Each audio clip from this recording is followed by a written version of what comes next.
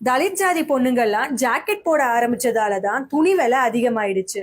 இத ஊரை கூட்டி மைக் போட்டு சொன்னது நம்ம பெரியார். இந்தியா பாகிஸ்தான் பார்ட்டிஷனுக்கு அப்புறம் இந்தியால பருத்திக்கு டிமாண்ட் அதிகமானதால துணி விலை அதிகமாச்சு. பட் உடம்பு மறைக்கிற துணியில கூட ஜாதிய பார்த்த பெரியார் பிராமண பொண்ணுங்களை மாதிரி தலித் பொண்ணுங்களும் ஜாக்கெட் போட ஆரம்பிச்சதாலதான் துணி விலை அதிகமாச்சுன்னு 1950 அவருக்கு கிடைச்ச ஒரு மேடையில சொல்லியிருக்காரு. அதே மாதிரி அரிசி விலை அதிகமானதுக்கு காரணமும் கல் இறக்குற பயலுகள்லாம் சோறு சாப்பிட ஆரம்பிச்சதுதான்னு ஒரு இன்டர்வியூல சொல்லி, சாப்பிடுற சாப்பாட்டுல கூட ஜாதிய கலந்தவர் தான் பகுத்தறிவாளர்னு சொல்லப்பட்ட பெரியார். பிச்சை புகினும் கற்கை நன்று, அதாவது பிச்சை எடுத்தாவது படிச்சிடணும்னு சொல்லிட்டு இருந்த அந்த பீரியட்ல பல்லு பறையெல்லாம் படிக்க ஆரம்பிச்சிருச்சு.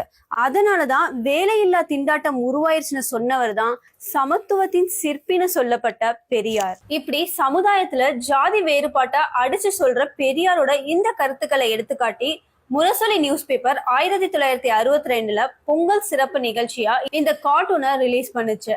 இதுக்கு நிறைய சப்போர்ட்டர்ஸும் இருந்தாங்க. அஸ் வெல் அஸ் சொசைட்டில உருவார சில பிரச்சனைகளுக்கு ஒரு குறிப்பிட்ட ஜாதியை சேர்ந்த மக்களோட முன்னேற்றம் தான் காரணம்னு சொல்ற பெரியாருக்கு அகைன்ஸ்டா கடுமையான விமர்சனங்களும் எழுந்துச்சு. கரெக்ட் தானே? ஒரு மனுஷனுக்கு வேண்டிய உணவு, உடை, இருப்பிட மாதிரியான அடிப்படை தேவைகள்ல ஆரம்பிச்சு குழந்தைங்களோட வருங்காலத்தை டிசைட் பண்ற எஜுகேஷன் வர ஜாதி சார்ந்துதான் இருக்கணும்னு சொல்ற பெரியார் எப்படி சமூக சமத்துவத்தின் குரலா இருக்க முடியும்?